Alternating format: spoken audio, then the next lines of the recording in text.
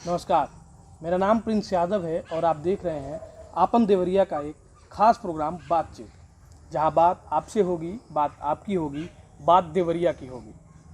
चुनाव यूपी में चुनाव नज़दीक आ रहे हैं और आज हमारे मेहमान हैं बरहज विधानसभा क्षेत्र के सपा से पूर्व प्रत्याशी पीडी तिवारी।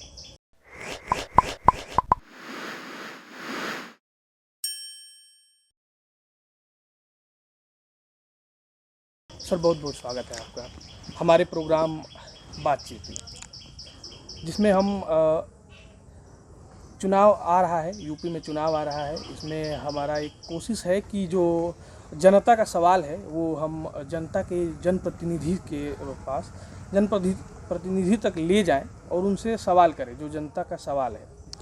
तो बहुत बहुत स्वागत है सर आपका। बहुत बहुत धन्यवाद प्रिंस जी आपका, और आपके माध्यम से आपके सारे श्रोताओं का और बरहज और देवरिया और पूरे देश की जनता का मैं आपके माध्यम से स्वागत करूंगा। चूँकि आज नवरात्र का पहला दिन है, इसलिए भी आप सभी लोगों को हमारी तरफ से बहुत बहुत बधाई। तो शुरुआत करेंगे हम इससे कि पिछली बार आपको समाजवादी पार्टी से बरहज विधानसभा से आपको टिकट मिला था। सवाल ये है कि क्या कमी रह गई कि वो चीज़ नहीं हो पाया? देखिए, हम लोग चुनाव में जीत के करीब थे। भारतीय जनता पार्टी के लोगों ने लगभग 13 हेलीकॉप्टर बरहज में उतारा और बरहज की जनता को बहकाने का काम किया। इन्होंने कहा कि हम 4 करोड़ नौजवानों को रोज़गार देंगे, इन्होंने कहा कि हम मेडिकल कॉलेज देंगे, इन्होंने कहा हम बरहज में अस्पताल खोलेंगे, इन्होंने कहा हम बरहज में फैक्ट्री खोलेंगे और नौजवानों को रोज़गार के लिए बाहर कमाने नहीं जाना पड़ेगा। लेकिन जब आप 4.5 साल से अधिक हो गया है, जनता भी सच्चाई जान चुकी है। हमको 30,000 लगभग जनता का हमारे ऊपर समर्थन रहा और बड़ी बड़ी सभाएं हुई, लेकिन वो ओत में तब्दील नहीं हो पाया। इतना काम करने के बाद, सड़क बनाने के बाद, पुल पुलिया बनाने के बाद बहकाने में जनता उस समय आ गई, जिसका खामियाजा जनता के सामने है। लेकिन एक हॉस्पिटल तो है, मेडिकल कॉलेज तो है, देरावा मेडिकल कॉलेज अभी कुछ दिन पहले। हालांकि उस मेडिकल कॉलेज को शुरुआत करने की योजना हम ही लोग ने शुरू की और सोनू घाट के पश्चिम साइड में उसके लिए ज़मीन भी देखी गई थी। जिस बाबा राघोदास मेडिकल कॉलेज का आप देवरिया में जिक्र कर रहे हैं, इसका पूरा काम धाम और पूरा नक्शा हमारे सरकार में पास हुआ और वह उसके लिए 2 बार डीएम्स की, मेडिकल काउंसिल ऑफ इंडिया की, सोनू घाट में दौड़ा भी हुआ। लेकिन दुख के साथ कहना पड़ रहा है, उस मेडिकल कॉलेज में आज के डेट में आप चले जाइए तो आपको फ़ोटो खिंचवाने के अलावा डॉक्टरों के पास इलाज के कोई साधन नहीं है। जो बाबा जी अभी आए थे वो फ़ोटो खिंचा के गए और फ़ोटो खिंचवा के जाने के बाद कोई इलाज देवरिया में गांव गरीब किसानों का नहीं हो रहा है। एक सवाल ये है, बरहज से एक रोड है जो काफ़ी दिनों से मुझे लगता है कि मैं जब भी वहाँ जाता हूँ, बरहज और करुआना रोड जो है, मैं सालों से है वो, पता नहीं कब से, मुझे नहीं आइडिया है। मैं जितनी बार गया हूँ वो पता नहीं कभी किसी सुधरे हुए हालत में मिला ही नहीं है। तो वो क्या कब सुधरेगा, उसका क्या है? देखिए, 5 सालों में जो गड्ढा मुक्त के लिए कहे थे ये लोग, हमें लगता है कि अगर आपका कैमरा वहाँ जाएगा और उत्तर प्रदेश के पूर्व वर्तमान डिप्टी सीएम साहब और बाबा जी को अगर वो सड़क दिखेगी तो सच्चाई जनता के सामने आ जाएगी। जनता जानती है कि बरहज से कोरोना आने में कितनी कठिनाई का सामना कर पड़ा। मैं अभी वहाँ से ही आया हूँ और मुझे आइडिया है कि वहाँ अगर रात का समय हो और आप उस रोड को न जानते हो तो आपका एक्सीडेंट निश्चित है। बहुत ज़्यादा गड्ढा है, बहुत ज़्यादा वो रोड, और मुझे लगता है कि सालों से वो रोड अभी की नहीं है, कई सालों से वो रोड वैसे ही है। प्रिंस जी, मैं आपके माध्यम से कहना चाहूँगा, 2016 में अखिलेश यादव जी चीफ मिनिस्टर थे। हमने एक कलम से सोनू घाट से लेकर बरहज तक की सड़क बनवाई थी और बरहज से भलवनी तक का एक पैच था, भलवनी से करुणा तक का दूसरा पैच था और करुणा से बरहज तक का भी मैंने 3.5 करोड़ रुपया अलग से स्वीकृत कराया था, जिससे वो सड़कें बहुत सुदृढ़ हो गई थी। लेकिन ट्रकों के आवागमन की वजह से 17 के बाद उस पर कोई मरम्मत नहीं हुआ। हालात ये हो गया कि इन 4 चूँकि वो बाढ़ग्रसित इलाका है और पानी वहाँ लगा रहता है अगल बगल के गाँव में, और यहाँ के जो जनप्रतिनिधि हैं पेपर में, मीडिया में, चैनल में, अखबार में तो बहुत विकास किए, धरातल पे इन लोगों ने कोई विकास नहीं किया। कोई सड़क नहीं बनवाई। अखिलेश यादव जी के सड़क का बजट देने के अलावा इन्होंने एक डेंटिंग पेंटिंग मरम्मत की सड़क 5 साल में नहीं बनवाई। केवल वादा किया, झूठ बोला, धार्मिक उन्माद फैलाया और जनता के बीच नफरत फैलाने का काम किया। कोई सड़क नहीं बनवाई। आप सोनू घाट से अगर मुसैला की तरफ जाएंगे, मैल की तरफ जाएंगे, तो हमने मुसैला से लेकर मैल तक 38 करोड़ रुपया दिया था। बीच में मगहरा में देख लीजिए तो आधा हाथ का गड्ढा है। सोनू घाट से आप पौड़ी मल की तरफ आइएगा, गड्ढे हैं वहाँ पे। ये गड्ढा युक्त सरकार के सरगना है उत्तर प्रदेश के मुख्यमंत्री। एक और जगह है, रोड है, जिसका मैं जिक्र करना चाहूँगा। देवरिया देवों की भूमि है, कहा जाता है देवों की भूमि है देवरिया। देवराहा बाबा जहाँ रहते थे, देवराहा बाबा का निवास है ये, जहाँ रहते थे। तो वहीं से एक सवाल है कि वहाँ हर साल बाढ़ लगता है। बरहज जो है क्षेत्र है हमारा, पास से क्या नाम है, घाघरा नदी है, तो हर बार बाढ़ आता है हर बार। तो इसमें आप क्या कहेंगे? मतलब देखिए, हमने मास्टर प्लान किया था और यही नहीं, मैल की तरफ ही, भागलपुर की तरफ ही समस्या नहीं है। ये समस्या लगभग 57 ग्राम सभाएं बरहज कॉन्स्टिट्यूंसी की अक्सर नदी में रहती हैं। आज तक के किसी जनप्रतिनिधि ने इस पर कोई विचार नहीं किया। पहली बार मैंने अपने नेता अखिलेश यादव जी से इसको अवगत कराया और कपरवार से लेकर कटेलवा पैना तक के ठोकर निर्माण का प्रस्ताव 55 करोड़ रुपये का हम लोगों ने बनवाने का काम किया। पहले 15 करोड़ का बना, फिर 35 का हुआ, फिर 55 का हुआ। चूँकि भारत सरकार में सिंचाई विभाग में 10 करोड़ से अधिक का बजट सेंट्रल से बजट आता है और उसका पावर सिंचाई विभाग का नियम यह है कि जो बजट आपको मिलेगा, ये बजट पूरी फाइलें जाएंगी भारत सरकार के अधीन और वहाँ से आएगा पटना में, और पटना में जब आएगा जल विभाग में तो वहाँ से ओके होके आएगा तो काम होगा। हमने पूरा प्रयास किया, राज्यपाल जी तक धरना दिया, तहसील घेरा, कलेक्ट्रेट घेरा और महामहिम राज्यपाल के पास हम लोग जाने का काम किए। राज्यपाल जी ने उत्तर प्रदेश सरकार को निर्देश भी किया। 55 करोड़ का ठोकर निर्माण का काम अभी सरकार में आंदोलन के दम पे शुरू हो चुका है। अगर मेरी बात सरकार मान ली होती और इस समय की सरकार मेरी बात मान ली होती तो वही ठोकर का काम अगर आगे बढ़ जाता तो वहाँ के गाँवों को नरियाव, देवसियाँ, छित्तपुर, भागलपुर, नरसीडांड, तेलियाँ अफगान, ये अकबा, जितने गांव हैं उधर, ये कोई गांव, कटियारी एक गांव है, ये अक्सर ये गांव डूब जाते हैं। यहाँ के लोग सामान्य जगह रहते हुए बाढ़ ग्रसित इलाके की ज़िंदगी व्यतीत करते हैं, जिसमें योगी आदित्यनाथ की सरकार पूर्णतया इसकी व्यवस्था करने में फेल है। इस बार जब बाढ़ आया था तो आप गए थे, लोगों के पास गए थे? हाँ। देवराहा बाबा आश्रम, क्योंकि मतलब मुझे नहीं लगता कि अपने क्षेत्र का कोई भी ऐसा व्यक्ति होगा जो वहाँ नहीं गया हो। सारे लोग जाते हैं वहाँ, हर साल बाढ़ आता है, वहाँ की सड़कें डूब जाती हैं। जो मेन मार्ग है जो देवराहा बाबा आश्रम तक जाता है वो डूब जाता है, और वहाँ हर साल कोई ऐसा साल नहीं रहा होगा जिसमें कुछ लोगों का डूबने का, कुछ बच्चों को बह जाने का ऐसा न्यूज़ न आता हो। इस बार भी कुछ लड़के डूब रहे थे, जिनको वहाँ के स्थानीय मछुआरों ने बचाया। तो वहाँ बहुत पुरानी लकड़ी की नाव लगती है। तो वहाँ पे आपको क्या लगता है कि देवराहा बाबा तक जाने के लिए तो बहुत सारे लोग आते हैं, श्रद्धालु हर बार आते हैं, लेकिन वहाँ जा नहीं पाते हैं क्योंकि बाढ़ रहता है, पानी डूबा रहता है, काफ़ी लंबे तक डूबा रहता है वो, तो वहाँ जा नहीं पाते हैं। तो वहाँ क्या होना चाहिए? चूँकि उत्तर प्रदेश सरकार में जब हमारी सरकार थी समाजवादी पार्टी की, तो आप नरियाव से वो जो सड़क जाती है देवराहा बाबा के आश्रम तक, वो सड़क भी बनवाने का काम हम लोगों ने किया है। जो सड़क बना है, हालांकि 5 साल में उसकी मरम्मत नहीं हुई है, तो जिसके वजह से वो टूटा फूटा दिख रहा है। जहाँ तक बाढ़ का पानी जब बढ़ जाता है तो उस समय आवागमन में दिक्कत होती है। हमने इस ज़िला प्रशासन से पिछली साल कोरोना के पीरियड में जब ये नदी का पानी आ गया था तो हमने 10 नाव अलर्ट PWD से करवाया था वहाँ, जिससे आदमी जहाँ चाहे वहाँ चला जाए। लेकिन वहाँ सिर्फ 2 नाव थी।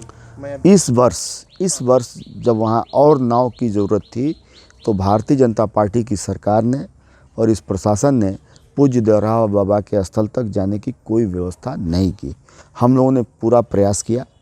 हमने भदिला से लेकर देवराहा बाबा के आश्रम तक जितने गांव पड़ते हैं वहाँ तक नाव की व्यवस्था के लिए, खाद्यान्न की व्यवस्था के लिए, उनके पशुओं के डॉक्टर के लिए, पशुओं के चारे के लिए हमने पूरा आंदोलन भी किया, धरना भी दिया, ज्ञापन भी दिया। कई जगह डॉक्टर हम लोगों के कहने पे पहुँचे, कई जगह पशुओं का भी चारा पहुँचा, बहुत जगह नहीं भी पहुँच पाया। ये सरकार की नाकामी है। क्योंकि मैं इस बार खुद ही देवराव आश्रम पे गया था, वहाँ से हम लोग लाइव भी थे, आप लोग सारे लोग देखे भी थे। लगभग घुटने भर पानी था पूरे आश्रम में। वहाँ के जो पशु हैं, गाय हैं, वहाँ बहुत सारी गाय हैं। हाँ। तो वहाँ एक चबूतरा टाइप का बना हुआ है, उस पे थे। चारे के लिए चारा है गायों का, वो कैसे आएगा, ये सारी समस्याएं हैं वहाँ पे।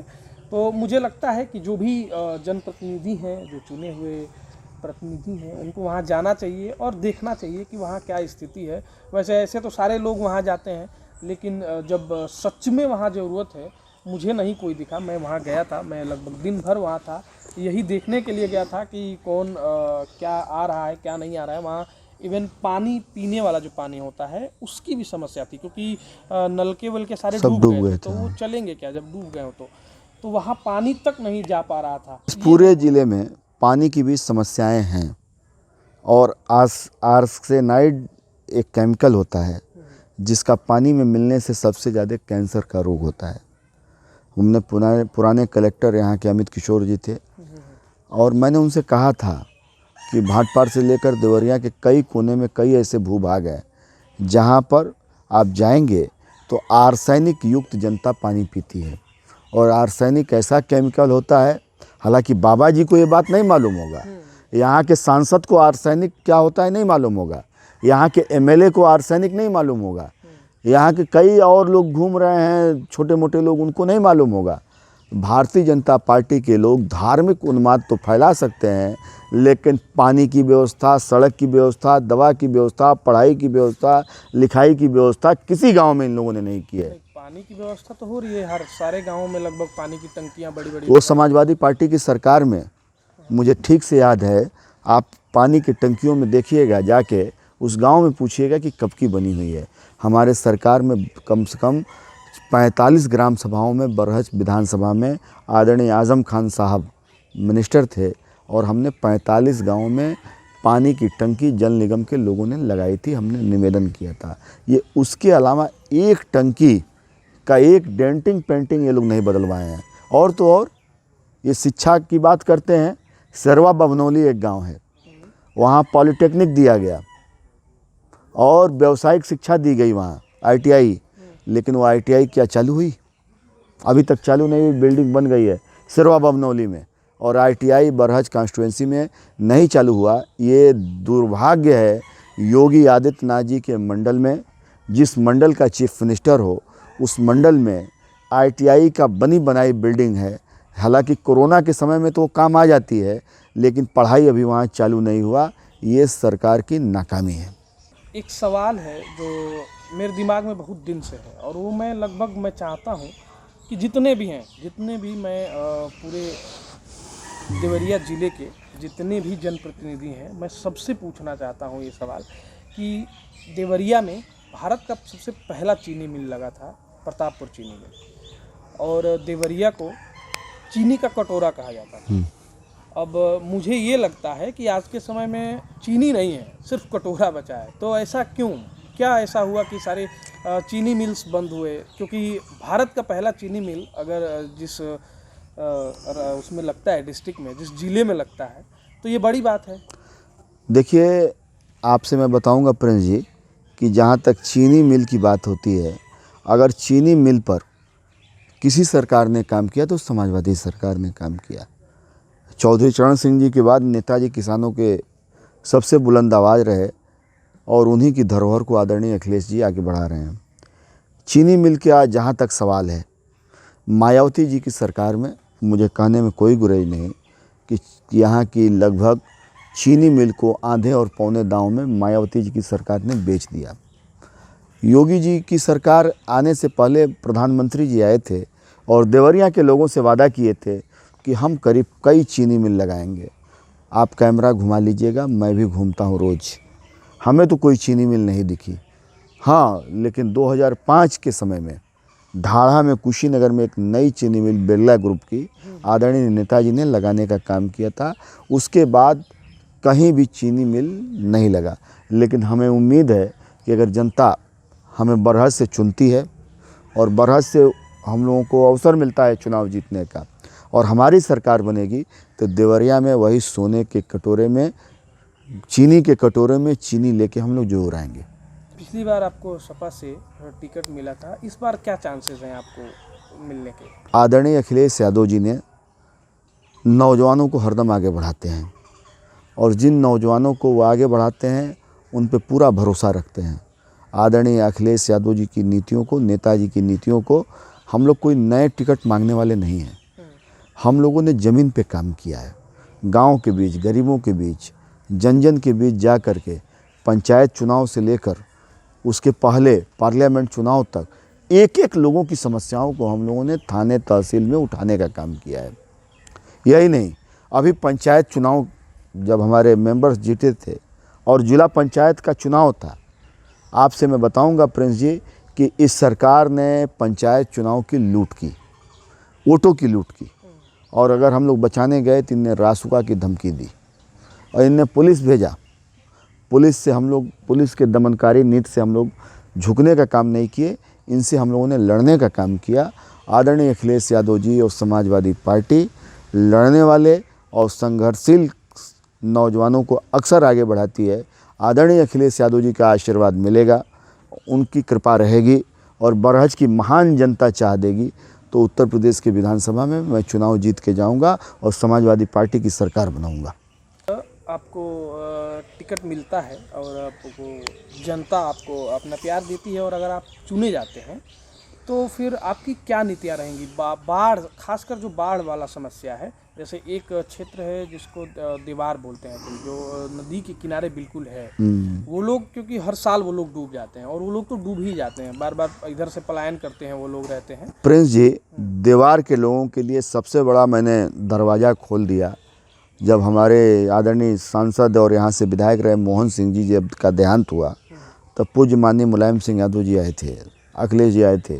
आदरणीय अखिलेश यादव जी ने हम लोगों के आग्रह पर वहाँ मोहन सिंह जी के ही नाम से एक बहुत बड़ा पुल दिया, 340 करोड़ रुपए का। लेकिन दुर्भाग्य है, इस सरकार ने मोहन सिंह जी जैसे व्यक्तित्व के नाम से, मोहन सिंह जैसे उदारवादी छवि के नेता के नाम से जो समाजवादी सरकार में पुल बना, उसको 60% काम हो चुका था, उसके बाद एक ईंटा भी इस सरकार में उसमें नहीं लगा।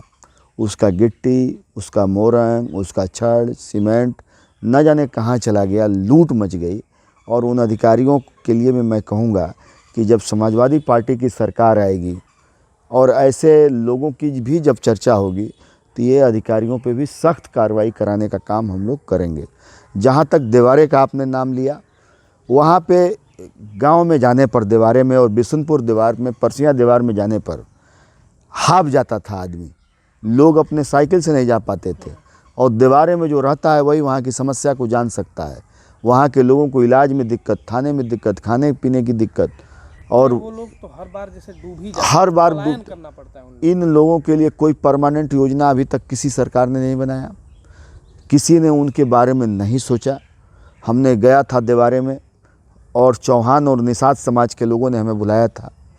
मैंने वहाँ वादा किया था कि अगर मुझे विधानसभा में जाने का अवसर मिलेगा तो यहाँ पे दवाई की व्यवस्था सबसे पहले करूँगा, और जिससे कि आम आदमी यहाँ आएगा तो उसको दवाई के लिए, इलाज के लिए कोई दिक्कत का सामना नहीं करना पड़ेगा। हमने अपनी सरकार में सुगी चौरी हाटा एक जगह है, वहाँ सुगी चौरी हाटा से हरजन टोला तक 3.5 किलोमीटर की सड़क हमने दी थी। और वहाँ से दीवारे में बिशुनपुर दीवार से मधुबन होते हुए जो कनेक्टिंग रोड है, हमने इंट्रा कॉन्स्टिट्यूंसी अलग पड़ जाती है थोड़ा, तब भी हमने 1.5 किलोमीटर का अलग सड़क, मतलब 4 से 5 किलोमीटर की सड़क हमने लगभग 7.5 करोड़ रुपए की वहाँ अपने सरकार में बनवाने का काम किया। और जो दीवार में नदी के पानी से जो लोग डूब जाते हैं, इसके निदान के लिए वहाँ सबसे बढ़िया है बंधे की ऊंचाई करा देना। और जिस दिन बंधे का ठोकर निर्माण कपरवार की तरफ से बन जाएगा, यही उधर से बन जाएगा, आप देखिएगा बाढ़ की समस्या दीवारे और कछारे के लोगों को नहीं रह जाएगी। लेकिन दृढ़ संकल्प इसके लिए चाहिए। आज तक के जनप्रतिनिधि ने राजनीति की, लेकिन जनता के ऊपर इस तरह का कोई फैसला नहीं ले पाया। तो मतलब ये कि अगर आपको जनता चुनती है, अपनी जनप्रतिनिधि अगर आप चुन के जाते हैं तो देवार के लोगों की जो समस्या है इस पे कार्य होगा। हम बिना जीते शुरू कर दिए। आप कपरवार से कटैलवा तक जाइए, कटैलवा को भी देवारें मानिए आप। जितना देवार के लोगों की समस्या है वह देवरिया और बरहज के लोगों को मैं आपके सामने ऑन लाइव अवगत कराना चाहता हूँ। कटैलवा गांव, गौरा गांव, पैना गांव, पटेल नगर, आज़ाद नगर, ये जो भी बरहज से सटे नया नगर, बेलडांड, ये सब मोहल्ले हैं। या तो बहुत लोगों की खेती उसमें चली गई है, या तो बहुत लोगों का उसमें मकान चला गया है, पानी से कटान हो गया है। मैंने इस पे सबसे प्लानिंग करके कपरवार से कटेलवा तक के ठोकर निर्माण का कार्य शुरू कराया। उसमें कार्य प्रगति पे है, लेकिन वर्तमान सरकार की जो नीतियां हैं, ये नीतियां और पॉलिसी ऐसी नहीं है कि जिससे तेज़ी से काम हो। हमने कहा कि अगर 1.5 साल में आगरा एक्सप्रेसवे बन सकता है इतना बड़ा, तो ये 54 करोड़ का काम साल भर में ख़त्म क्यों नहीं हो सकता? इन लोगों ने अभी तक नहीं किया। अगर इतना महंगा एक्सप्रेसवे कई हज़ार करोड़ का, 2000 करोड़ से ऊपर की बजट का एक्सप्रेसवे साल भर में, सवा साल में बन सकता है, तो यहाँ क्यों नहीं बन सकता? इच्छा शक्ति सरकार में नहीं है, केवल नफ़रत फैलाने का काम भारतीय जनता पार्टी कर रही है। नौकरी लूट ली, रोज़गार लूट लिया, पशुओं का चारा लूट लिया, गाँव में सड़क लूट लिया। सड़कों की हालत हमने बरहज जब 2017 तक हमने एक एक गांव में, जहां भी एक पिपरा चंद्रभान गांव है, यहाँ भी हमने 80 लाख रुपए की सड़क बनवाई थी। जो भी सड़क, आप महाराजपुर की धरती पे बैठे हैं, इस महाराजपुर में भी सोनू घाट से आने वाली तीनों तरफ से कनेक्टिंग रोडों को हमने बनवाया था।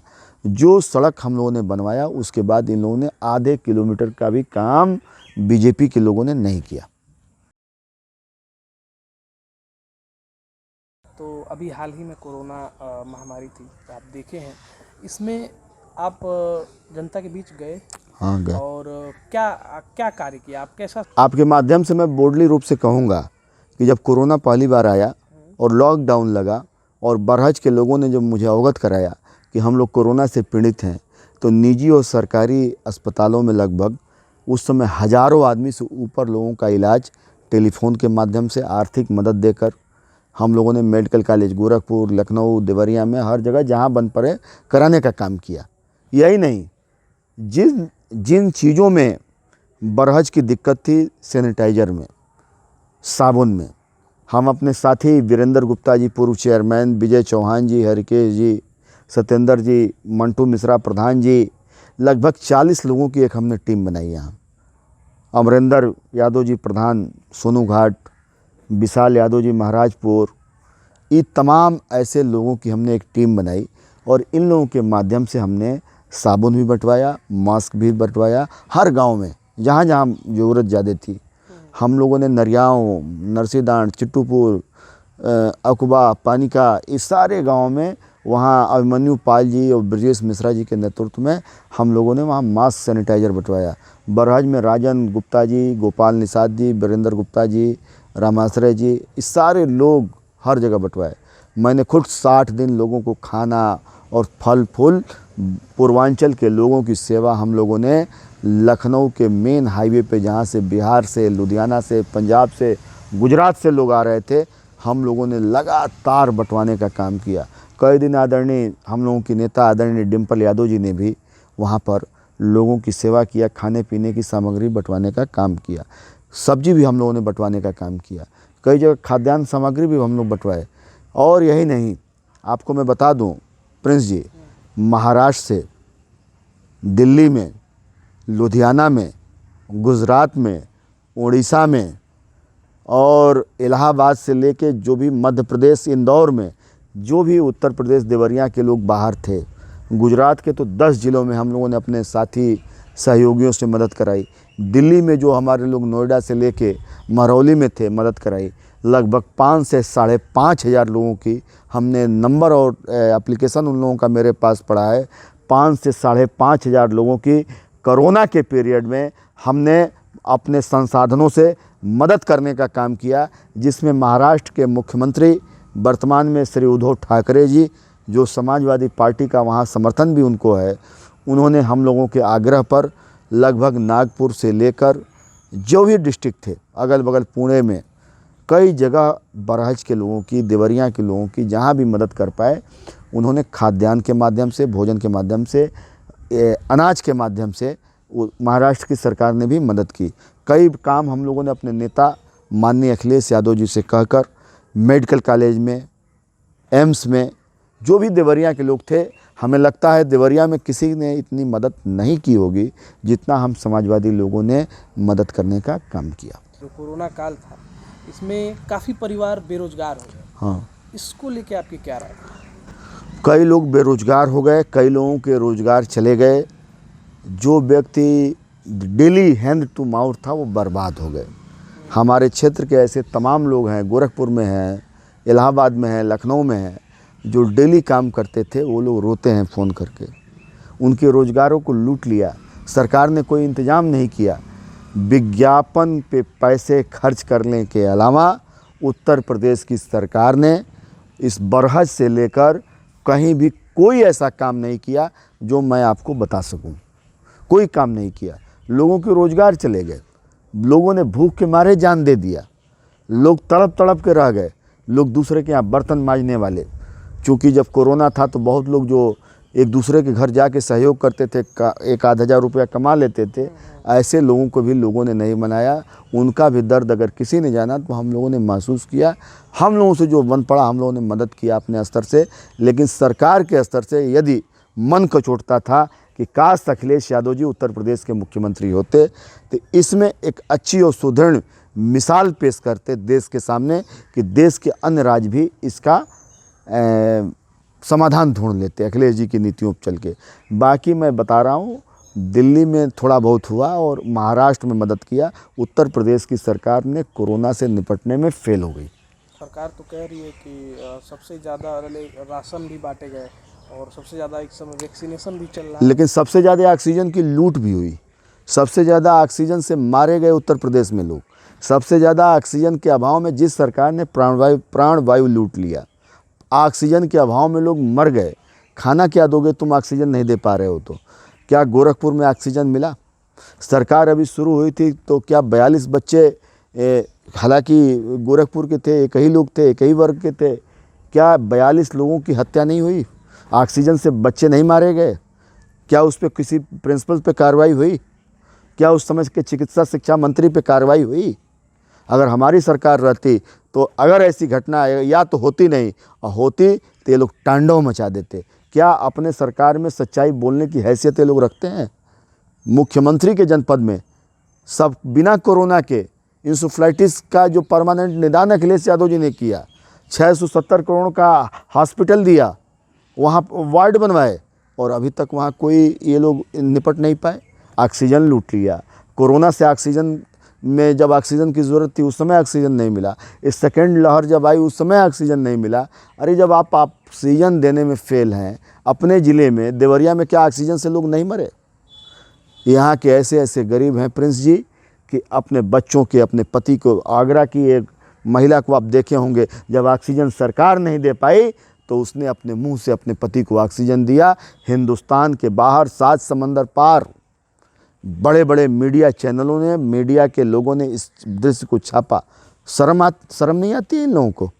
खाना कैसे हजम होता है ऐसी घटना सुनने के बाद? लोगों के परिवार तबाह हो गए, बर्बाद हो गए। लेकिन उस समय भी मोदी जी धन्यवाद के अलावा होल्डिंग इन लोगों ने कुछ नहीं लगाया।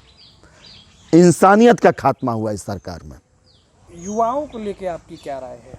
युवाओं, जो बरहज के जो युवा हैं, जिनको बहुत सारे युवा कोरोना में बेरोजगार भी हो गए, और इन युवाओं को लेके आपकी क्या राय है?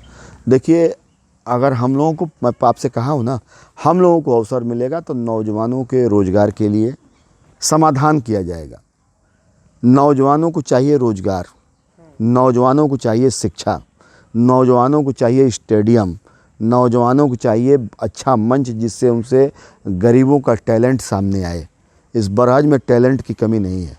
हमें लगता है बरहज टैलेंट के मामले में पूर्वांचल में सबसे लोकप्रिय धरती है। यहाँ के लोग अच्छे पत्रकार हैं, आईएएस हैं, अफसर हैं, लीडर हैं, और ये पूज्य बाबा राघवदास की धरती रही है, पूज्य देवरहा बाबा की तपोभूमि रही है। और उसके प्रभाव से अगर लोगों को फ्री कोचिंग मिल जाती तो बहुत लोग डॉक्टर, इंजीनियर बन जाते, बहुत लोग आईएएस पीसीएस में आ जाते। अगर हमें अवसर मिला तो निःशुल्क कोचिंग की भी व्यवस्था हम लोग यहाँ कराएंगे, जिसमें निःशुल्क जाके अगर इंटरमीडिएट और हाई स्कूल के लोगों को निःशुल्क कोचिंग खुल गया तो सोचिए कितने लोगों की मदद हो पाएगी। बहुत ऐसे परिवार हैं जो मिडिल स्कूल में अपने बच्चों को पढ़ाते हैं और पैसे के अभाव में उनको कोचिंग नहीं दे पाते। ऐसे भी बरहज में बहुत सारे लोग हैं। तो ये दर्द है हम लोगों को कि अगर हम लोगों को अवसर मिला तो नौजवानों के नींव में और उस नींव को मजबूत करने के लिए हम लोग ज़रूर काम करेंगे। अगर मतलब आपको अगर जनता चुनती है तो आप बरहज के क्षेत्र के युवाओं के लिए निःशुल्क कोचिंग की व्यवस्था करेंगे? हाँ, बिल्कुल करेंगे। ध्यान रखिएगा क्योंकि चुनाव जीतने के बाद या चुने जाने के बाद हम फिर इसी सवाल को, ये जो सवाल है और जो आप कहे हैं, इसके बरहज की जनता, मैं आपके माध्यम से बरहज की जनता से अपील करूंगा कि 2022 में हमें चुनो और अखिलेश जी की सरकार बने तो आपको इस कार्यक्रम में नहीं, इस गांव में नहीं, किसी भी बढ़िया कोचिंग संस्थान के नौजवानों के बीच पहला उद्घाटन करके हम आपको बुलाएंगे और आप वहीं से हमारा इंटरव्यू लीजिएगा। जनता का सवाल आप तक आपसे पूछने का, जो जनता आपसे पूछना चाहती है, तो इसमें कुछ सवाल हैं। प्रिंस यादव जी हैं जिन्होंने सवाल पूछा है कि समाजवादी पार्टी ने 2017 विधानसभा के चुनाव में आपको प्रत्याशी बनाया, हालांकि आप मौके को बुना नहीं पाए, आपको क्या लगता है कि कहाँ कमी रह गई? देखिए, उस समय कई बातें थी। उस समय बरहज की महान जनता ने, चूँकि हमारा नामांकन के 10 दिन पहले ही टिकट हुआ था और हम आए तो लोगों का दुलार प्यार सम्मान बहुत मिला। लेकिन जब बरहज ही नहीं पूरे प्रदेश में आम जनमानस ने अगर फैसला भारतीय जनता पार्टी के पक्ष में कर दिया था तो उसमें मैं अकेले नहीं था। लेकिन हार हार होती है, जीत जीत होता है। हम लोगों ने चुनाव हारा लेकिन राजनीति नहीं हारी।